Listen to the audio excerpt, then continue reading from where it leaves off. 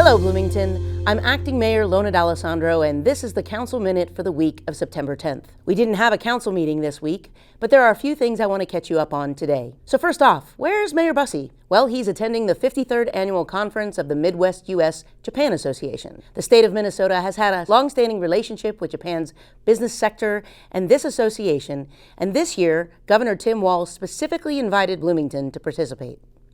The meeting is in Tokyo, and the Minnesota delegation will also be going to Osaka and will be making a stop in Izumi, Bloomington's sister city. The Midwest U.S.-Japan Association includes 10 Midwest member states, and the governments of these states have worked together since 1967 to increase our understanding of Japan's markets and resources, to showcase the Midwest as America's most dynamic business environment, and to highlight direct foreign investment opportunities in Midwest communities and the export potential of Midwest companies. Our council and the Port Authority have been pursuing projects to make Bloomington into a hub of high-tech manufacturing. In just the past couple of weeks, we finalized an agreement with SICK Industries to expand their North American headquarters here in Bloomington, and passed a resolution of support for an application by Polar Semiconductor for funding through the CHIPS and Science Act. It's part of our ongoing efforts to bolster our high-tech sector, an industry that frankly has been around for more than 50 years here in Bloomington. The work we've done to raise Bloomington's profile on the international business stage,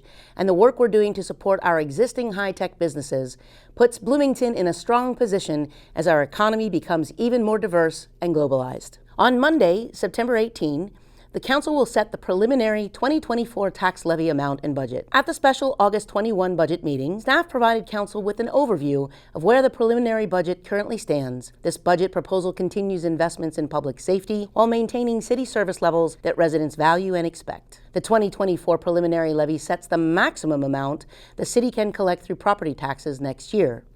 The Council can lower that number on December 4th when the final 2024 tax levy is set, but it can't raise it beyond the amount set on September 18. In October and November, there will be department budget presentations as we move closer to setting the final tax levy and budget. Staff has been out and about in the community at numerous events across the city to obtain public feedback for the budget. They will be at the Farmers Market again this Saturday, as well as at the Fire Department Open House at Fire Station Number 1 next month on October 14th. You can also leave your comments and rank your budget priorities online at blm.mn/Let's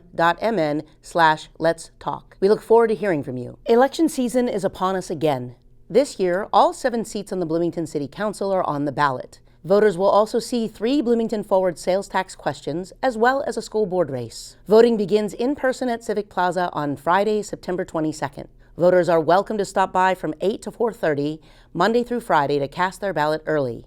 We'll also be open for voting the Saturday before Election Day from 9 to 3, and the Monday before Election Day until 5. Election Day is November 7th. We have some great resources for voters looking for additional information. On mnvotes.gov, voters can look up their sample ballot and find their polling place and register to vote. On hennepin.us/elections, voters can request a mailed ballot, and on blm.mn/vote,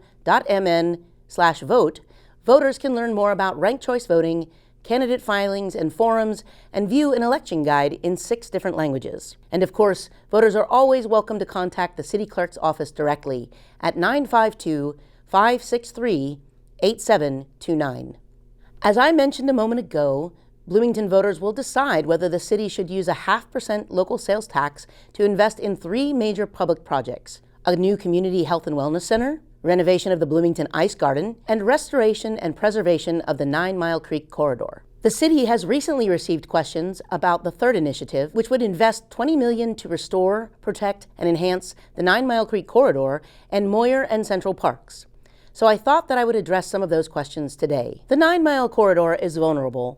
Invasive species such as buckthorn and garlic mustard are taking a toll on this Bloomington jewel. Riverbank erosion and loss of woodlands and wetlands also threaten the corridor's long-term future. This ballot measure is first and foremost a preservation initiative. The goal is to protect the creek and the parkland and the watershed's natural resources. If approved, the 0.5% sales tax would provide critical investments to enhance and preserve the 9 Mile Creek corridor by restoring riverbanks, wetlands, and woodland areas, protecting habitat, and removing invasive species. Other improvements would include new outdoor recreation amenities, such as the outdoor gathering space at Moyer Park, and overdue repairs such as addressing the rotting stairs in Central Park. We've also been exploring how to enhance public access to the corridor, including additional trails and bridges that could accommodate bicycles and ADA accessibility improvements. While we want to ensure that everyone who wants to connect with nature has access to it, any investment to improve access needs to be balanced with our steadfast commitment to preserve the corridor and protect the safety and enjoyment of all trail users. That means we will be especially responsive to the needs and desires of pedestrians, as well as to the natural resources in the area. A formal planning process for the 9 Mile Creek renovation, which would determine, among other items, whether or not to include trails for bicycle access, has not yet been completed. If funding for the project is approved by voters in November, architects and engineers would be selected and hired.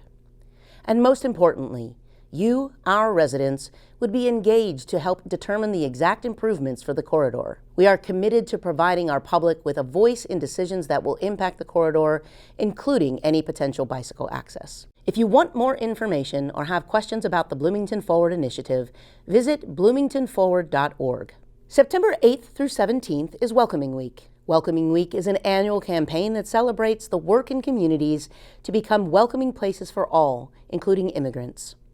Launched in 2012 by Welcoming America and its members, Welcoming Week provides individuals and organizations the opportunity to showcase their values through events and initiatives that foster connections and collaboration between immigrants and non-immigrants, as well as belonging for all. This week, as acting mayor, I have signed a proclamation to honor and celebrate Welcoming Week. For more information, visit the link on your screen. And finally, I'd like to conclude with a recap of a wonderful event held this past Sunday.